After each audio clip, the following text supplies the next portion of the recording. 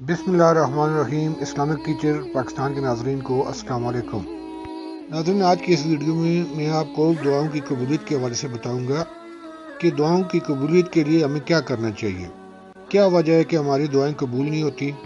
آج کی اس ویڈیو میں دعاؤں کی قبولیت کے حوالے سے وہ تمام دعائیں یا وہ طریقہ بتایا جائے گا جس کی وجہ سے آپ کی دعائیں قبول ہوں گی۔ قبولیت دعا کا وعدہ۔ قرآن مجید میں اللہ تعالیٰ کا ارشاد ہے، وَقَالَ رَبُّكُمُ ادْعُونِي أَسْتَجِبْ لَكُمْ۔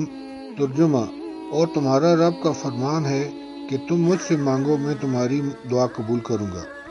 ایک دوسری جگہ اللہ تعالیٰ فرماتے ہیں، أَسْتَ بِرَبِّكُمْ، کیا میں تمہارا رب نہیں۔ دوسری جگہ پھر فرمایا جاتا ہے، فَأَيْنَ تَذْهَبُونَ، تو کدھر جا رہے ہو مجھے چھوڑ کر۔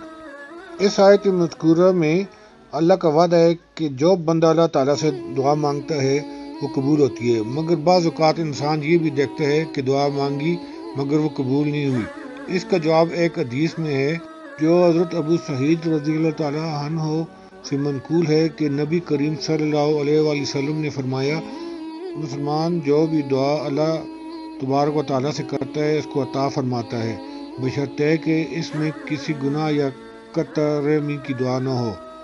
اور قبول فرمانے کی 3 صورتوں میں سے کوئی صورت ہوتی ہے۔ نمبر 1، جو مانگا وہی مل گیا۔ نمبر 2، اس کی مطلوبہ چیز کے بدلے اس کو آخرت کا کوئی اجر و ثواب دے دیا گیا۔ نمبر 3، مانگی ہوئی چیز تو نہ ملی مگر کوئی آفت و مصیبت اس پر آنے والی تھی، وہ ٹل گئی۔ اس کے ساتھ ساتھ جس شخص کو یہ بات اچھی معلوم ہوتی ہے کہ مصیبت و پریشانی کے وقت اس کی دعا قبول کی جائے، اس کو چاہیے کہ آرام و کشادگی و فراخی کے وقت دعا کرتا رہے۔ اگر ہم سچے دل و خلوص و اعتقاد سے رسول اللہ صلی اللہ علیہ وآلہ وسلم کے ارشاد کے موافق قرآن و حدیث کی دعاؤں کو پڑھیں گے تو ساری آئی ہوئی اور آنے والی مصیبتیں ٹل جائیں گی انشاءاللہ۔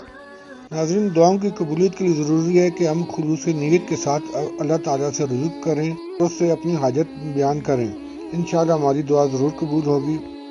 ناظرین، اگر آپ کو آج کی میری ویڈیو پسند آئی ہے تو مہربانی کر کے میرے چینل کو سبسکرائب کر کے بیل آئیکن آن کریں اور تو دوسرے مسلمان بہن بھائیوں تک یہ ویڈیو شیئر کریں تاکہ وہ بھی اس سے مستفید ہو سکیں۔ شکریہ۔